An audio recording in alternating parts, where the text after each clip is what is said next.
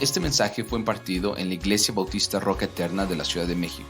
Para más información, visita nuestro sitio de internet rocaeternamexico.com o en Facebook Roca Eterna México. Esperamos que este mensaje sea de bendición a tu vida. Estamos viendo este ejemplo de la justicia que Dios da, que da provisión. Nuestro Dios cuando aplica su justicia a los seres que se acercan a Él. Y nos detuvimos en nuestro estudio de Romanos la semana pasada. ¿Recuerdan ustedes, hermanos? La semana antepasada, mejor dicho. Nos detuvimos en nuestro estudio por el viernes de resurrección y el domingo de crucifixión. No sé ustedes, hermanos, pero pasamos un tiempo realmente muy especial. Fue un tiempo muy bendecido, muy especial, con todas las personas aquí reflexionando en cuanto a lo que es la crucifixión y la resurrección de nuestro Señor Jesucristo y en una verdadera unidad, hermanos, como un cuerpo de Cristo. Esto solamente nos lleva a darle gracias a Dios por lo que nos permitió pasar esta semana. Ahora regresamos a nuestro estudio, hermanos, de Romanos en capítulo 4, versículos 6 al 17 que acabamos de leer. Y dijimos que Pablo en el capítulo 3, versículos 21 al 31, hermanos, había estado enseñando la salvación por gracia que es a través de la fe. ¿Recuerdan esto?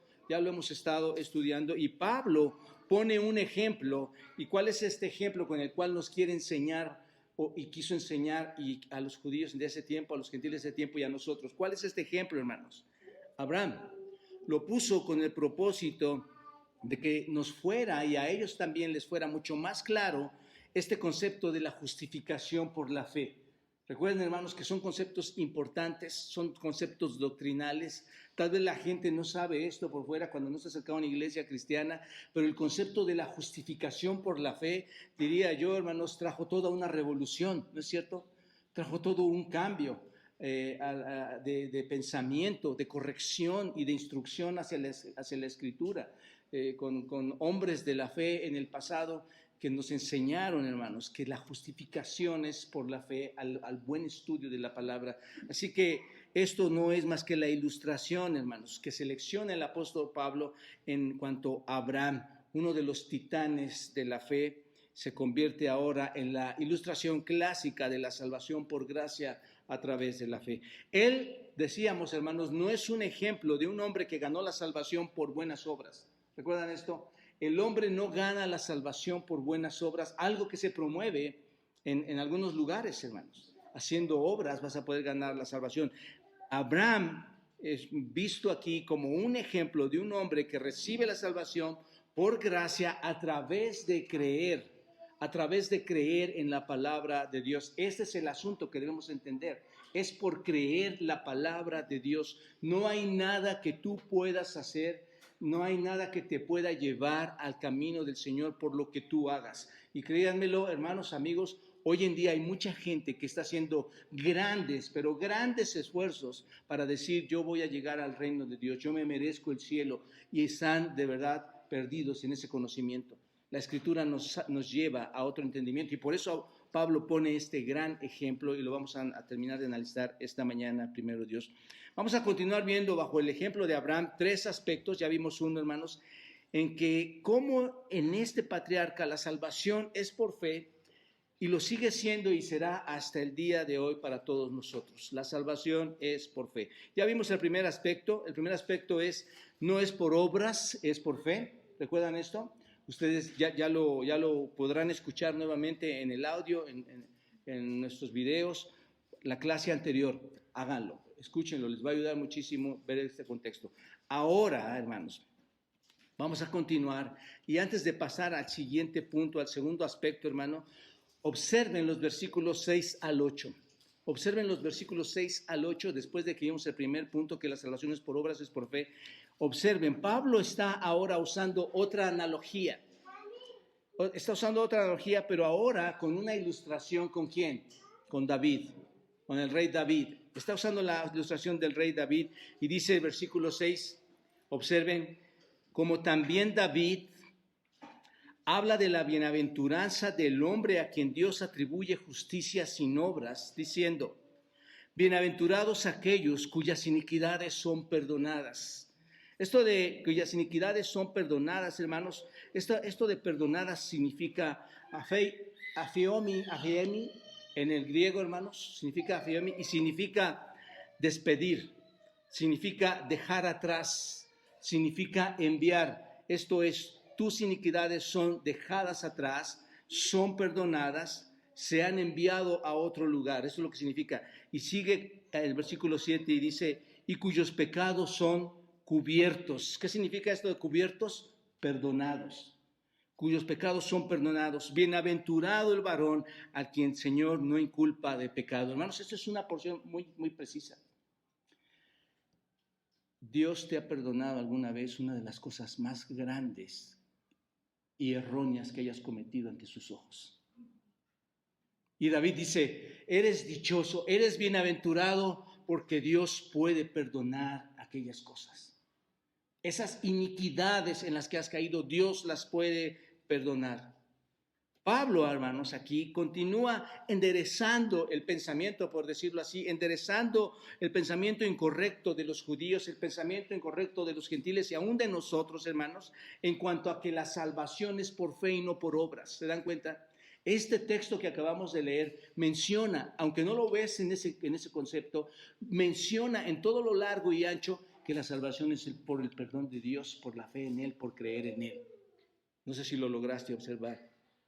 Pablo ha usado a Abraham para mostrarle a estas personas su equivocación de creer que es por obras, y ahora está a punto de usar a otro gran siervo de Dios que es David, hermanos. Y básicamente vemos en el versículo 7, observen, el versículo 7 hay un pecador que se caracteriza por ¿qué, hermanos? Obsérvenlo, por sus iniquidades y por sus pecados.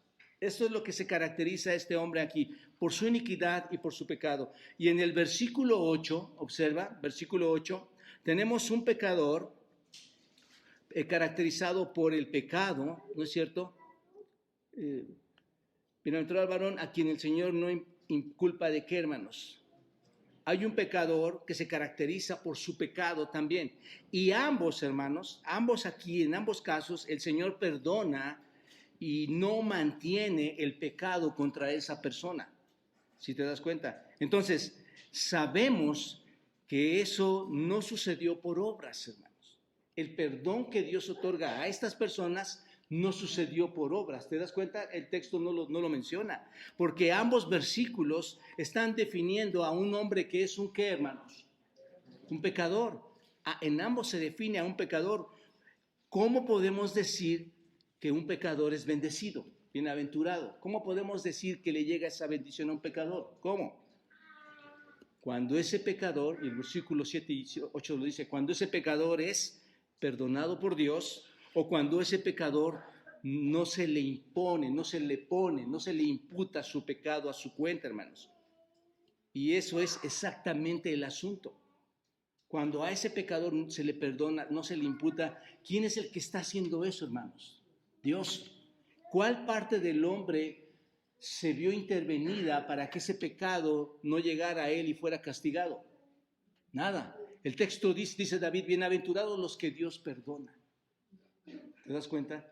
Él es el único que lo puede hacer. A Él es al que tienes que buscar si hay algo que cometiste o que hiciste mal. ¿Te das cuenta?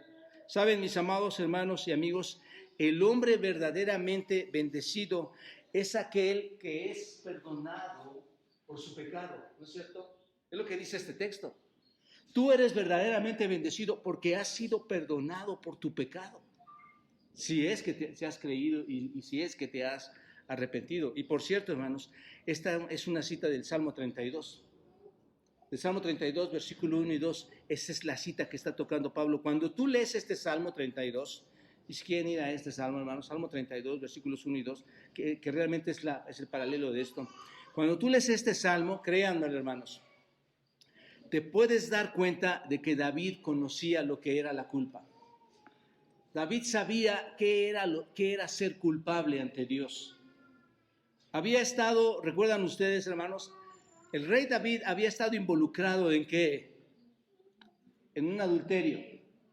David había estado involucrado en un adulterio, no solo en un adulterio, también se involucró en un asesinato. ¿Recuerdan ustedes, Urías? Había deshonrado, él era rey, hermanos. Al hacer esto había deshonrado su trono.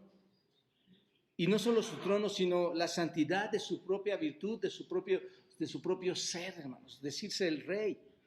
Y eso pasa, hermanos. Cuando tú mismo sabes, cuando estás cargando tu propia culpa, tú sabes lo que es ser culpable. Cuando has cometido algún pecado o cuando hemos cometido algún pecado. Y David, hermanos, era un vil pecador. David era miserable. En el Salmo 51, que es un paralelo del Salmo 32, en el Salmo 51 dice que David se sintió como si Dios lo hubiera abandonado. Estaba bajo una horrible presión, había agonía, había dolor, había culpa. Pero dice David en el Salmo 32, versículos 3 a 4, observen si ya lo tienen ahí. David dice en el Salmo 32, 3 a 4, los niños, hermano, ayúdenme con los niños, ya saben que van a subir. David dice en el Salmo 32, versículos 3 y 4, ¿lo tienen todos ahí? Dice, mientras callé, se envejecieron mis huesos en mi gemir todo el día, porque de día y de noche se agravó sobre mí tu mano, se volvió mi verdor en sequedad de verano. Cuando tú callas tu pecado, ¿qué ocurre, hermanos? ¿Estás gozoso de tener tu pecado? ¿Estás feliz de mantenerlo ahí? En lo absoluto. Cuando tú callas tu pecado, no hay más que una afectación a tu cuerpo. David tenía mucha ansiedad, David tenía mucho dolor, ¿no es cierto? Dice que sus huesos incluso le dolían, había un dolor físico. Su sistema nervioso se altera. ¿No te parece muy conocido todo eso cuando tú has pecado fuertemente o aún en lo menor? Comenzó a envejecer, David comenzó a envejecer no en el tiempo que debía de ser, fue mucho más rápido, empezó a estar enfermo, pero luego, hermanos, observen, luego, en medio de todo eso, experimentó ¿qué? La bondad de Dios, hermanos. En medio de su pecado, en medio de todo ese dolor, cuando tú lees estos salmos, ves que experimenta la bondad de Dios. Por eso no es de extrañar, hermanos, cuando David menciona aquí 2 veces que el hombre es bienaventurado cuando es perdonado. Bienaventurado el hombre cuyos pecados perdona el Señor. Bienaventurado el hombre a quien el Señor no imputa el pecado.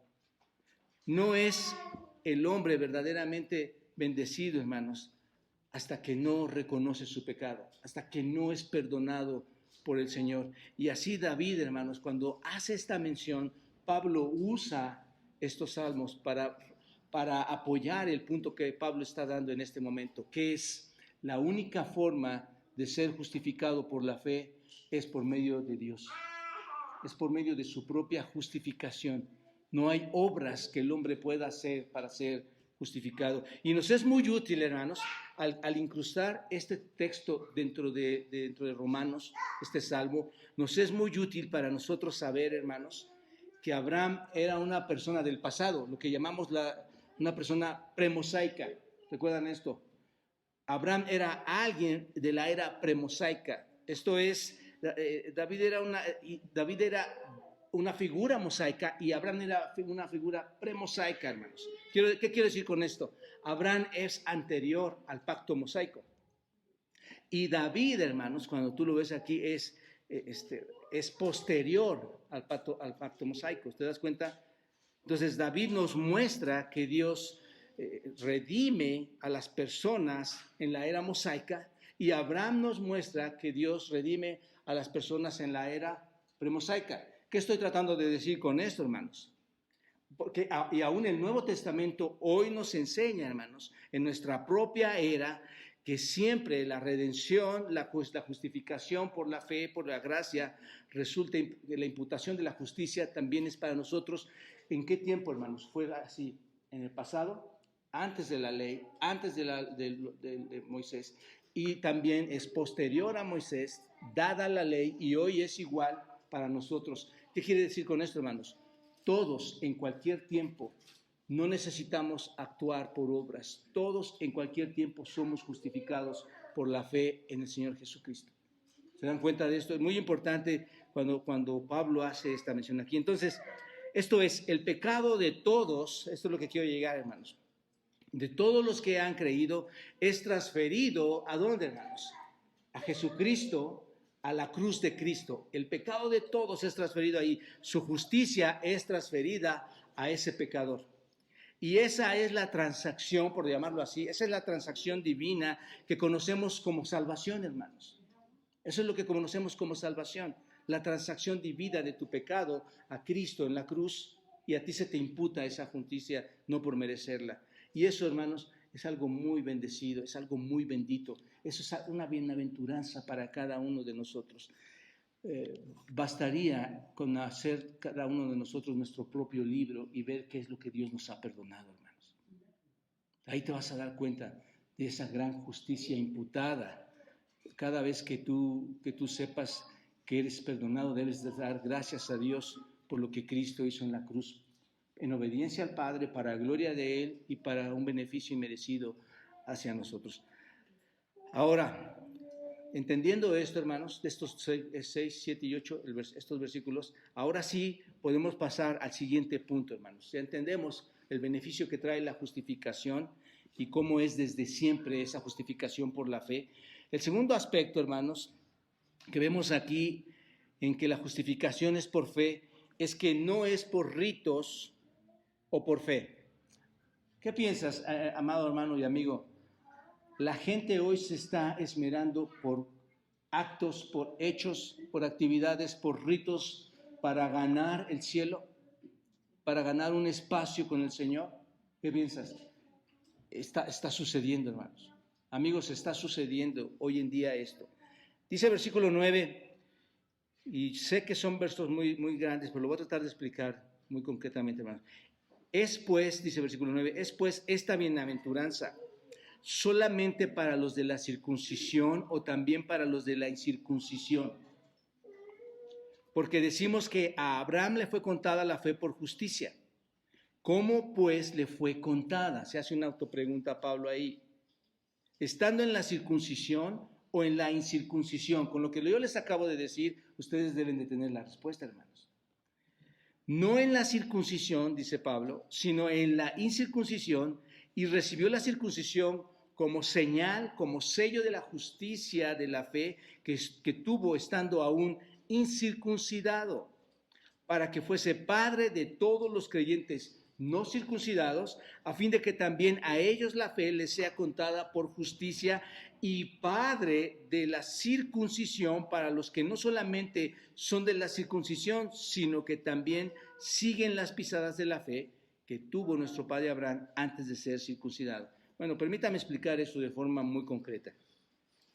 En los versículos 9 y 10, Pablo regresa, observen hermanos, nuevamente al asunto de la posesión especial que tenían los judíos, la posición especial que tenían. Dice, los judíos tenían una posición aparentemente ante Dios muy especial, y sí la tenían, hermanos. Lo vimos ya en el capítulo 2 y en el capítulo 3. La respuesta aquí tenemos una pregunta, hermanos. Cuando la leemos conforme al texto griego, la respuesta que se sugiere aquí de esta bienaventuranza es que para los de la circuncisión, esto es los judíos, como para los de la incircuncisión, esto es los gentiles, ¿no es cierto? En su respuesta, el apóstol Pablo, hermanos, dice que esta bienaventuranza es para todos. ¿Te das cuenta? En su respuesta, Pablo, hermanos, regresa nuevamente al ejemplo de Abraham y repite la declaración que está en las Escrituras, hermanos, que dice, que está en Génesis 15:6, y está en este versículo 9 es el mismo. Dice en esta declaración acreditada por las Escrituras, dice, el patriarca Abraham fue declarado justo en base a ¿qué, hermanos? A su fe. Versículo 9. Fue declarado justo. Abraham le fue contada la justicia. ¿Por qué, hermanos? Por la fe. Aquí está. Así que Pablo pregunta básicamente si la justificación de Abraham ocurrió antes o después de la circuncisión. ¿Se dan cuenta? Y Pablo contesta su propia pregunta y afirma y dice, no en la circuncisión, sino en dónde, hermanos. No ocurrió en la circuncisión, sino en la incircuncisión. ¿Cómo llegó a esta conclusión Pablo? ¿Cómo llega a esta conclusión? Bueno, cuando Abraham fue declarado justo, hermanos, no se menciona cuál era la edad. Vayan todos a Génesis 15:6. Génesis 15:6.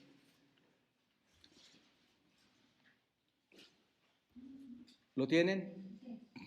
Dice Génesis 15:6. Y creyó a Jehová, ¿quién? Abraham. ¿Y qué pasó, hermanos? Y le fue contado por justicia. ¿Se dan cuenta? ¿Qué edad tenía Abraham ahí? No dice. No nos menciona su edad, ¿se dan cuenta?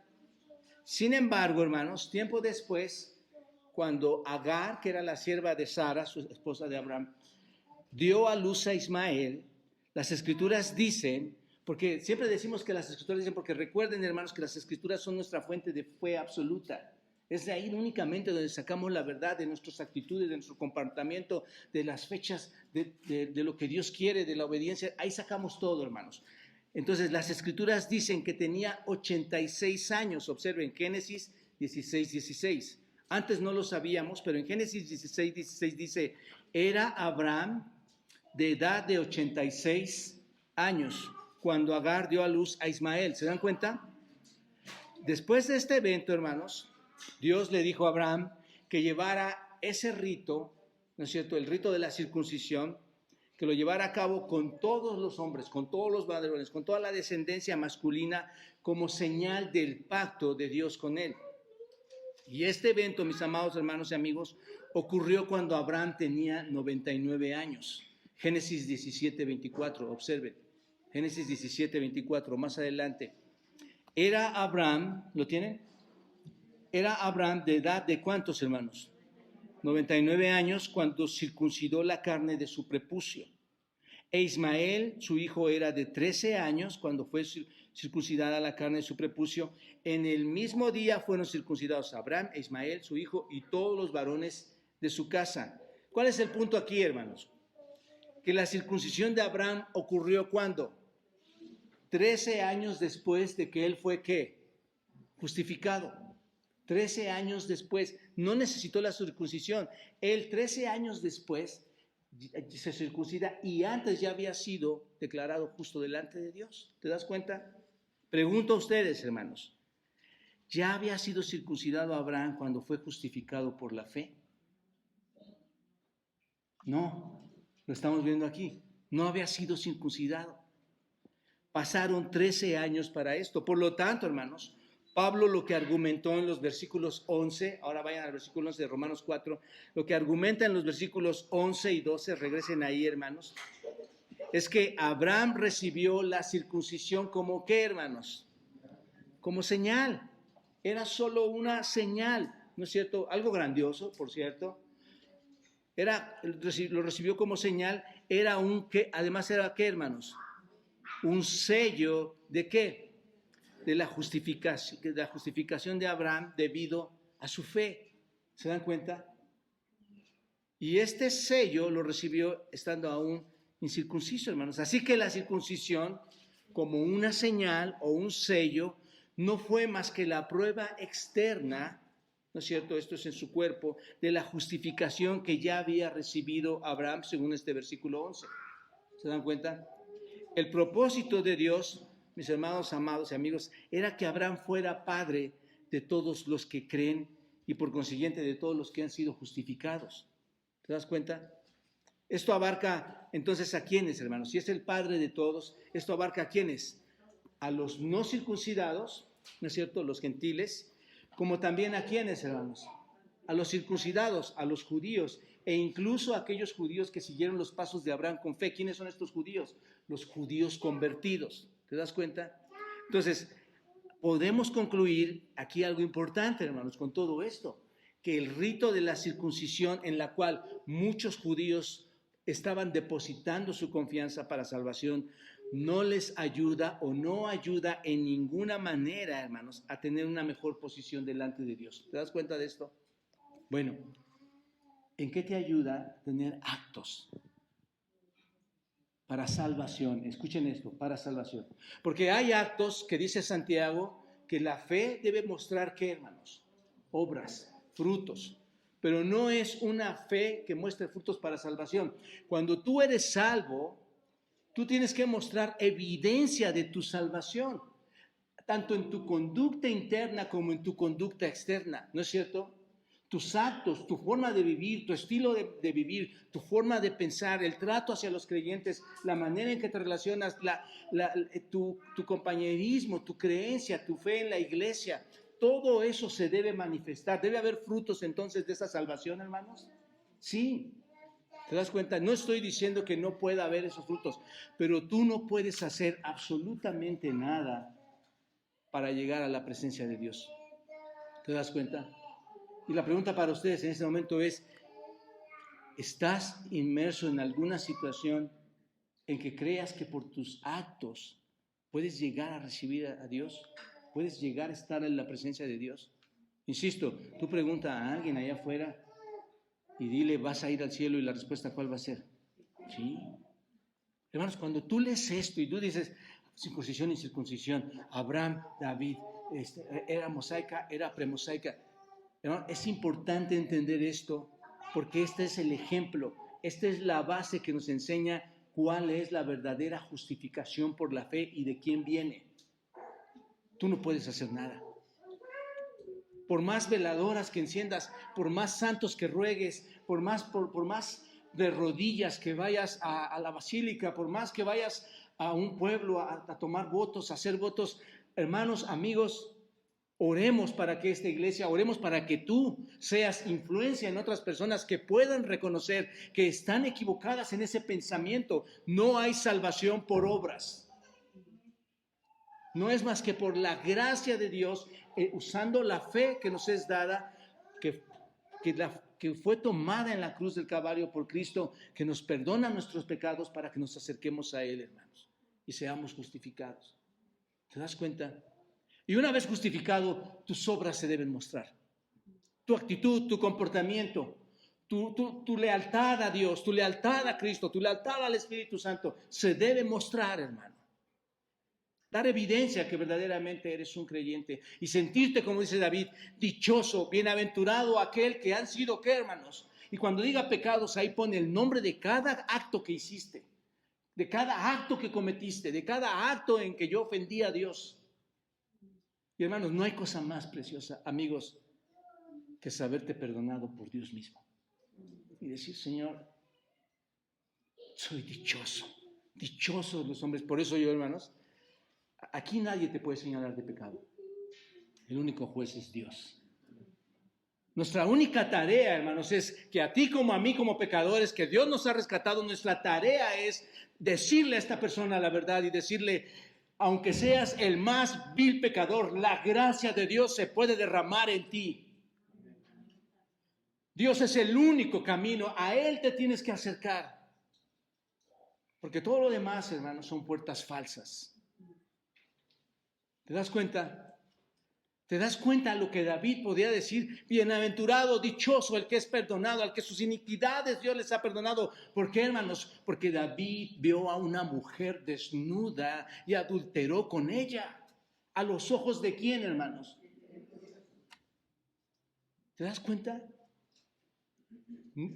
Mata a su esposo, trae consecuencias a su familia, muerte de sus hijos, hermanos. ¿Cómo no iba a decir David, soy tan dichoso y aquel hombre es tan dichoso? Porque Dios me ha perdonado de aquello que fue tan grave. Por eso cuando tú eres perdonado, cuando yo veo un matrimonio, hermanos, a una persona, a una familia que dice, sí, cometí este pecado, sí, me arrepiento y creo en Dios y cree en el Señor, hermanos, yo puedo ver la dicha de esa persona perdonada. Y tú la puedes ver, ¿no es cierto? Ya nadie más puede señalarte y decir, es que este hermano tiene este. Eso no es, hermanos, más que alguien que está profundamente herido en su corazón y que no entiende la Escritura, hermanos. Porque el único juez aquí es Dios. Así que Todo esto lo podemos ver aquí, la justificación es en la fe en Dios. Mis amados hermanos y amigos, Abraham no fue justificado por el rito de la circuncisión. Este es el punto. ¿Están de acuerdo? No fue justificado por eso. Asimismo, ninguno de nosotros es justificado por ningún rito o alguna obra externa que hagamos. Ninguno de nosotros. Cuídate de creerte esta gran mentira. No es por ritos, no es por obras, porque si no le estás quitando la gloria a Dios también. Es por gracia de Dios, hermanos. Y un tercer aspecto, versículos 13 al 17, hermanos. No es por la ley, ¿no? Ellos decían, es por las obras, es por los actos de circuncisión. También es porque nosotros somos tan especiales que tenemos la ley. ¿Recuerdan esto? Capítulo 2 y 3. Bueno, no es por la ley, es por fe. Y es por fe, dice Romanos, para que sea, ¿por qué? Por gracia. ¿Te das cuenta? Versículo 13, observen, hermanos. Porque no por la ley fue dada a Abraham o a su descendencia la promesa de que sería heredero del mundo, sino por la justicia de la fe. Porque si los que son de la ley son herederos, vana resulta su fe y anulada la promesa, pues la ley produce ira, pero donde no hay ley tampoco hay transgresión. Por tanto, es por fe para que sea por gracia, a fin de que la promesa sea firme en toda su descendencia, no solamente para los que es de la ley, sino también para la que es de la fe de Abraham, el cual es padre de ¿quién, hermanos? De todos nosotros, como está escrito, te he puesto por padre de muchas gentes, delante de Dios a quien creyó, el cual da su vida a los muertos y llama a las cosas que no son como si fuesen. Déjenme explicar algo aquí, me salgo un tantito, lo estoy observando aquí. Cuando leemos textos como este, hermanos, cuando dice, te he puesto por padre, cuando dice, el cual es padre de todos nosotros, y hay un paréntesis, hermanos, pero la realidad continúa delante de Dios. Dice, Abraham es padre de todos nosotros. Quita el paréntesis por un momento y di, Abraham es padre de todos nosotros delante de Dios a quien creyó. O sea, ya se revuelve un poquito menos. No sé si me explico en esto, hermano. El paréntesis solamente está haciendo un asentamiento de que esto es una verdad en el Antiguo Testamento. Entonces, lo que está diciendo es, el cual Abraham es padre de todos nosotros, ¿no es cierto? Versículo 17, Martín. El cual Abraham es padre de todos nosotros, delante de Dios a quien creyó, el cual da vida a los muertos y los llama las cosas que no son como si fuesen. Bueno, igual, hermanos, Abraham no solamente no era justificado por el rito de la circuncisión, sino que tampoco fue justificado porque haya guardado la ley mosaica. Aquí un paréntesis, aquí podríamos concluir, hermanos. ¿Quién puede guardar la ley? Nadie. Lo hemos estudiado ya tantas veces, hermanos. Nadie puede guardar la ley. Recordemos, hermanos, que los judíos, ¿cómo se consideraban al tener la ley en sus manos, hermanos? Especiales.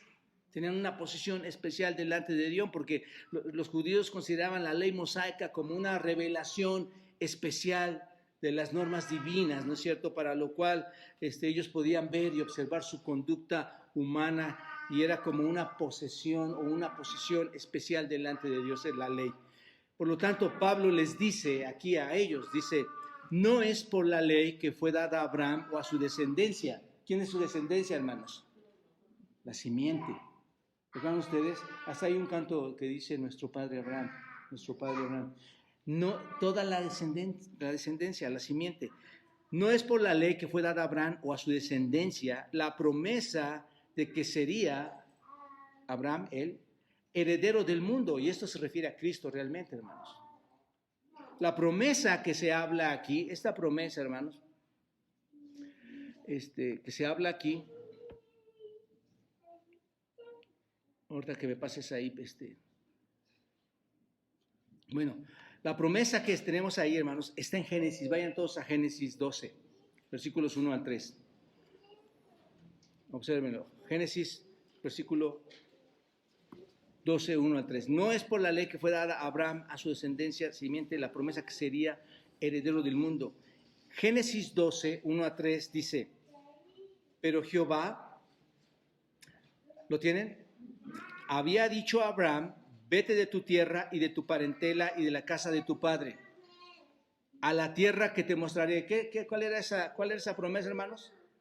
Una tierra que iba a dar, ¿no es cierto? Una tierra de Canaán, por cierto, una tierra que iba a ser conquistada por Josué finalmente con todo el pueblo de Israel, ¿no es cierto? Y la conquistaron. Y luego versículo 2, y haré de ti, ¿qué? ¿Cuál era esa promesa? Una gran nación, ¿no es cierto? Y te bendeciré. Y engrandeceré tu nombre y serás bendición. Bendeciré a los que te bendijeren y a los que te maldijeren, maldeciré. Y serán benditas en ti todas las naciones de la tierra. Ahí está la promesa, hermanos. Benditas porque iban a ser todas las naciones de la tierra, hermanos. Iban a ser benditas por toda la provisión de la salvación que iba a llegar, hermanos. Esa provisión que iba a llegar y que está aún aquí también con nosotros. Esa salvación, ¿por quién iba a llegar esa salvación, hermanos? Por un redentor. ¿Quién es ese redentor, hermanos? Es Cristo, descendiente ¿de quién?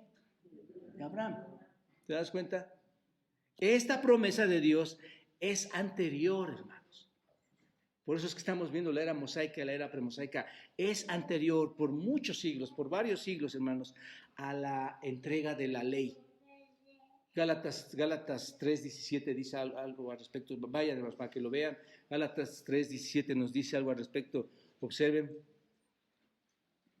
Hablando de que fue anterior. Esto pues digo, el pacto previamente ratificado por Dios para con Cristo, la ley que vino, ¿cuándo, hermanos? 430 años que después no la abroga para invalidar la promesa. Así que la provisión final de ese pacto, hermanos, obsérvenlo bien, era que por medio de la simiente de Abraham, todo el mundo fuera, ¿qué, hermanos? Bendecido. ¿Te das cuenta? Génesis 12:3, lo que acabamos de leer. Por la simiente de Abraham fuera todo el mundo bendecido. Y si la simiente se refiere específicamente a nuestro Señor Jesucristo, hermanos, todos los creyentes, al estar en Cristo, todos los creyentes que han creído en Cristo, se convierten ¿en qué? En herederos de la promesa. ¿Te das cuenta? De este modo, estas personas de bendición son dadas, o todas estas promesas, todas estas bendiciones son dadas ¿a quiénes, hermanos? Aquellos a quien Dios imputa su justicia, en Cristo. ¿Te das cuenta? La cual aquí Pablo está reiterando, hermanos, que es por la fe, no por el cumplimiento de la ley. ¿Se dan cuenta? Ese es el punto aquí. Es decir, no como resultado de que Abraham hubiera guardado la ley, sino ¿por qué, hermanos? Por la justicia de la fe.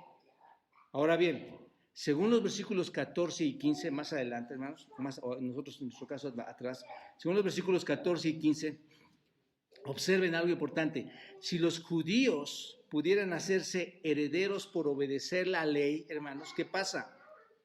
¿Qué pasa con la fe? La fe resulta vana, es decir, no tendría valor alguno, la fe queda vacía si fuera nada más por obedecer la ley. La palabra vana, hermanos, esta palabra que ven ustedes aquí es que no, en el griego, y significa sin contenido, significa vacío. ¿Cómo queda esa fe entonces, hermanos? Si se guardara la ley. Observa. Otra cosa que dice, resulta la fe así y también queda anulada, ¿qué, hermanos? La promesa se anula. Esta palabra por promesa, catargeo, significa que ha sido invalidado. Entonces, todo se invalida, hermanos. Tanto la fe como la promesa quedaría invalidada. Entonces, esto se debe al hecho de que la ley produce ¿qué, hermanos? La ley produce ¿qué? Ira. ¿Se dan cuenta? La ley produce ira y sigue produciendo ira, ¿no es cierto? Como consecuencia de qué produce ira la ley, de la desobediencia. Tú infringes una ley, Dios va a castigarla. ¿Te das cuenta? La ley produce ira, según versículo 15. Recordemos, hermanos, insisto en esto, que nadie puede cumplir con la ley, ¿no es cierto?, de forma perfecta. Por lo tanto, Dios, por su ira contra el pecado, ¿qué va a hacer, hermanos? Contra quien no cumple la ley. Hay ira, ¿qué va a hacer el Señor? Va a juzgar, juzgará. ¿Por qué? Porque han desobedecido. ¿Te das cuenta? De esta forma, Pablo establece entonces un principio general, hermanos. Pone un principio general aquí. ¿Cuál es? Donde no hay ley, tampoco hay ¿qué? Aquí está. Donde no hay ley, tampoco hay transgresión. ¿Qué es esto, hermanos? Si no hay ley, ¿cuál transgresión puedes cubrir? ¿Cuál transgresión estás haciendo? No hay nada. Si no transgredes nada, ¿cuál pecado hay en tu cuenta? Y si no hay pecado en tu cuenta, ¿cuál gracia se derrama en ti? ¿Se dan cuenta? La fe sería invalidada, las promesas serían invalidadas, la promesa de tener la tierra que vamos a heredar, hermanos, el milenio, el gobierno de Dios, sería todo una farsa. Lo que está diciendo aquí, porque la ley produce ira. Esta es la verdad realmente. Entonces, una persona puede seguir siendo pecadora por ejecutar, hermanos, una determinada acción, cualquiera que tú te imagines. Pero si no hay mandamientos que prohíban esa acción que esa persona está ejecutando en ese momento, esto no tiene carácter de transgresión. ¿Te das cuenta de esto? No estás transgrediendo nada. No hay carácter de que estás desobedeciendo alguna prohibición, alguna ley. Romanos 5:13, y lo vamos a estudiar después, pero Romanos 5:13 dice, pues antes de la ley había pecado en el mundo, pero donde no hay ley, no se inculpa de pecado. ¿Están de acuerdo con esto, hermanos? En absoluto. Así que de esta forma el apóstol Pablo llegó a una conclusión. ¿Cuál es la conclusión del apóstol Pablo? Yo diría, esto es lo más interesante de este pasaje, hermanos. Versículo 16, llega a una conclusión. Y esta es la conclusión magna. ¿Cuál es? Por tanto, y ahí está, por eso digo que es una conclusión. Por tanto, ¿qué, hermanos? ¿Qué dice Pablo? Por tanto, ¿qué, Pablo? Esa es la pregunta. Por tanto, ¿qué, Pablo? Es por obras para que no sea por fe ni gracia. ¿Cuál es la conclusión, hermanos? Del Espíritu Santo guiando a Pablo. Es por fe para que sea por gracia. ¿Te das cuenta? A fin de que la promesa sea, ¿qué, hermanos? Firme para ¿quiénes? Para todos nosotros. No solamente para los de la ley, sino también para los de la fe de Abraham, el cual es Padre de todos nosotros. Por tanto, dice Pablo, debido a todo esto, la promesa es por fe para que sea por gracia. El responder con fe, hermanos, a la promesa de Dios no produce tampoco méritos personales. Cuando tú reaccionas por fe, dices, sí, creo, tampoco es un mérito tuyo, hermano. Recordemos que Efesios 2 dice que la fe aún es un don de Dios, ¿no es cierto? Entonces, el responder con fe a la promesa de Dios no produce algo meritorio a tu vida. Saben, mis amados hermanos y amigos, la promesa brota de la gracia de Dios, no brota de nosotros. Que estemos claros en eso, brota de la gracia de Dios. Y cuando digo que brota de la gracia de Dios, no es más que la disposición de un Dios santo, de un Dios limpio, de un Dios grande, hermanos, que va a favorecer tu miseria y va a quitar su ira de ti. ¿Te das cuenta de esto?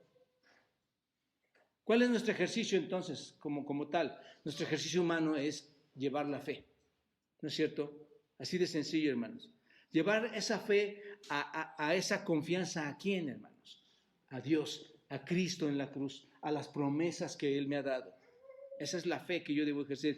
Y si esa fe, hermanos, tú crees que es algo que tú lograste, déjame decirte, es de Dios también. Así que si observan bien, la fe y la gracia van juntas, ¿no es cierto? La fe y la gracia van juntas, y debido a que la promesa es por gracia, hermanos, se puede decir que la promesa solamente por la fe se va a dar y no es por la ley. La promesa que Dios te ha dado a ti y a mí es por la fe y no es por la ley. Concluimos en eso, hermanos. Otra razón por la cual la promesa es por la fe, hermanos, es para que esté firme. Dice aquí, esta promesa debe estar firme. ¿Por qué dice eso Pablo, hermanos? Para que quede garantizada para toda su descendencia, hermanos. No solamente para quienes, hermanos. ¿Por qué dice que debe estar firme? No solamente para los judíos, los que son de la ley, sino también para todos los que ejercen la fe. ¿En quién, hermanos? En Dios. Si la promesa se aplicara, hermanos, solamente a los que guardaran la fe, entonces, ¿cuántos gentiles podrían ser salvos? ¿Cuántos judíos podrían ser salvos? Nadie, porque nadie puede guardar la ley. ¿Te das cuenta?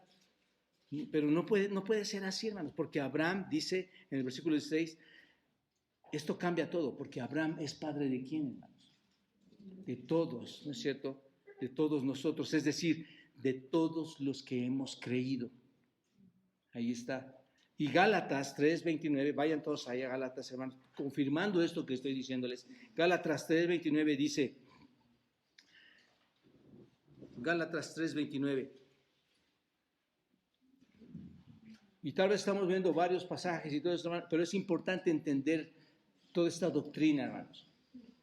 Dice, y si vosotros sois de Cristo, observen, hermanos, dice Pablo a los Gálatas, si ustedes son de Cristo, ciertamente, ¿qué, hermanos? ¿Linaje de quién somos? De Abraham. Y si somos linaje de Abraham, ¿qué obtenemos, hermanos? Herencia, ¿según qué? ¿Cuál promesa, hermanos? Un día estarás en la tierra prometida. Un día estarás con aquel que hereda el mundo. No lo hereda Abraham, lo hereda Cristo, hermanos. Nosotros vamos a estar heredando ese mundo eterno con nuestro Rey soberano, hermanos. ¿Te das cuenta? Porque tú lo has heredado con Abraham al creer ¿cómo, hermanos? ¿Por obras? Porque tienes la Biblia y tienes conocimiento, porque eres superior a otros hermanos. ¿Cuál es, hermanos? Por fe, para que sea por gracia. ¿Te das cuenta? Finalmente, Pablo apoya aquí, hermanos, su conclusión del versículo 16 con la autoridad de las Escrituras. Insisto, nadie nos puede hablar sin la autoridad de las Escrituras. Y Pablo dice aquí en el versículo 17, citando la promesa del pacto, lo que le estaba yo diciendo hace un ratito, hermanos, citando la promesa del pacto, Génesis 17, versículo 5-6 dice, y no se llamará más tu nombre Abraham. Génesis 17, 5-6. No se llamará más tu nombre Abraham, sino que será tu nombre Abraham, porque te he puesto por padre de muchedumbre de gentes. Ahí está, hermanos, citando Pablo la Escritura. La promesa que le fue dada a Abraham fue cumplida delante de Dios a quien creyó. Es lo que dice el 17. Se cumplió delante de Dios a quien Abraham creyó. Y Abraham había experimentado esta promesa de forma personal, hermanos, ¿no es cierto? Vayan a Hebreos 11, nada más para que lo entendamos. Experimenta esta promesa en un sentido de forma personal. Y versículo 11 del capítulo 11 dice así, y el 12, hermanos, más bien, por lo cual también, versículo 12, por lo cual también de uno, y ese ya casi muerto, ¿de quién está hablando, hermanos? Ese hombre ya grande, la vejez, de uno ya casi muerto, ¿de quién? Abraham. Salieron, ¿qué, hermanos? Como las estrellas del cielo, ¿qué? Una multitud. ¿Quiénes son estos, hermanos? La simiente, los que han creído también, los que han tenido fe, prometido por el Señor desde hace siglos. Y como la arena innumerable que está a la orilla del mar, ¿te das cuenta? Abraham creyó que no había nada difícil para Dios, hermanos. Este hombre viejo, este hombre que no tenía nada, que no tenía ni hijos, hermanos, ¿qué es lo que creyó en Dios? Que podía hacer todo, solamente ¿por qué, hermanos? Por su palabra, por lo que Dios le había dicho, hermanos. Creyó que no había nada imposible para Dios, creyó que Dios daba vida a ¿quiénes, hermanos? A los muertos, versículo 17, que Dios que daba vida a ¿quiénes? A los muertos. ¿No lo creyó así, hermanos? No dijo, sacrifica a Isaac tu hijo. ¿Y Abraham qué dijo? Si Dios me lo pide, entonces yo creo que me lo va a devolver.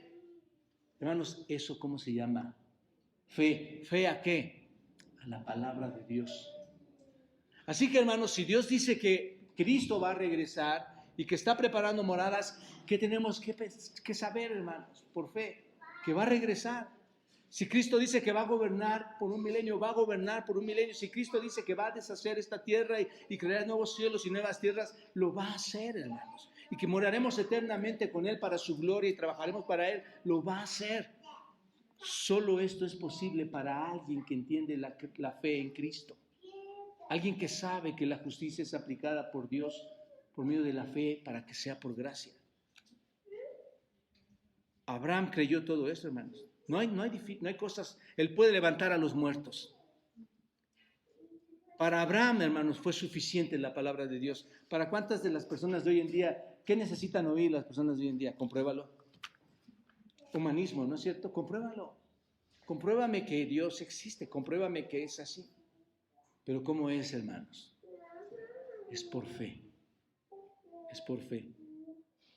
Para Abraham, la promesa de Dios equivalía, hermanos, precisamente al cumplimiento de esa promesa. ¿Te das cuenta? Y concluyo diciéndoles, hermanos, que la ley no fue dada para salvarnos, sino para ser nuestro ayo, para llevarnos a Cristo, a fin de que fuésemos justificados. ¿Por qué? Por la fe. Gálatas 3:24 dice, de manera que la ley ha sido nuestro ayo, esto es un tutor que te sigue, que te acompaña a todas partes, eso es lo que significa ayo. De manera que la ley ha sido nuestro ayo para llevarnos a Cristo, a fin de que fuésemos justificados por la fe. Subraya bien este texto, Gálatas 3:24, necesitas entenderlo. En conclusión, hermanos, ¿saben, y les pregunto, ¿saben entonces cómo Abraham fue salvo? ¿Cómo fue salvo Abraham, hermanos? Y básicamente, ¿fe en qué? Abraham recibió el evangelio muy temprano, en un sentido, hermanos. Sabía que iba a haber un redentor. Abraham fue salvo por la muerte de nuestro Señor Jesucristo en la cruz. ¿Se dan cuenta de esto? Desde entonces es la justificación por fe. Y la muerte de nuestro Señor Jesucristo en la cruz, hermanos, fue por el pecado de Abraham y también fue por el pecado del rey David. Y si fue por el pecado de Abraham y por el pecado del rey David, imagínense a quién más cayó todo esto, hermanos. A todos nosotros. Por los pecados de todos nosotros, los que alguna vez hemos creído en Dios y que han buscado al Redentor en el pasado, al igual que nosotros lo buscamos en el presente y que otros lo buscarán en el futuro, hermanos. Demos gracias a Dios, hermanos, porque no dependemos de nuestras obras para ser salvos. Porque si fueran nuestras obras, dice Isaías, son como trapos de inmundicia. Somos salvos por su gracia, hermanos. Debemos venir con fe, reconociendo el mérito de nuestro Señor Jesucristo en la cruz, confesando nuestras impiedades, confesando nuestras iniquidades y pedirle a Dios que impute su justicia en mi cuenta. Observen esto, que Dios impute su justicia en mi cuenta y que mi pecado lo ponga en su cuenta. Esa es la salvación, hermanos. Cristo toma nuestros pecados a su cuenta, sin merecerlo, porque Él es el único justo. ¿Te das cuenta? Nunca, entendamos esto, nunca seremos dignos de que se nos impute algo de parte de Dios, nunca. Pero en Cristo, hermanos, quien llevó nuestros pecados en el madero, en su propio cuerpo, en la cruz, para que pudiéramos ser hechos justicia delante de Dios, en Cristo podemos obtener esa imputación. Tal vez llegas esta mañana y sabes lo que has hecho. Sabes lo que el pecado te sigue haciendo y cómo te trata a tu vida. Bueno, déjame decirte, hoy puedes ser justificado por la fe en Cristo, en Dios. Tus pecados pueden ser perdonados y vivir una vida muy diferente a la que llevas. Padre, gracias por esta mañana, darnos la oportunidad de abrir este texto, Señor, y que tu Espíritu nos ayude a ver esta grandiosa verdad, Padre, de la justificación, no por los ritos, no por las obras, no por la ley, Señor, sino porque en Cristo, Señor, te plació a ti tener un sustituto. En amor lo entregaste y cargó, Señor, nuestros pecados, imputándonos de esta forma una justicia que no merecemos, Dios, pero que por amor tuyo nos das la oportunidad, Señor, de perdonarnos nuestros pecados y ser dichosos, Dios, de que un Dios como tú nos quite, nos perdone, Señor, toda esa maldad. Ayúdanos a tener frutos dignos de esa salvación. Ayúdanos a tener, Señor, una actitud del Espíritu interna que te glorifique, Señor, y que sea un espíritu también que pueda compartir a otros su necesidad de acercarse a este perdón que solamente tú puedes otorgar, Señor. En Cristo nos ponemos en tus manos. Bendice el resto del día y bendice a cada familia que nos ha acompañado esta tarde. En Cristo Jesús. Amén.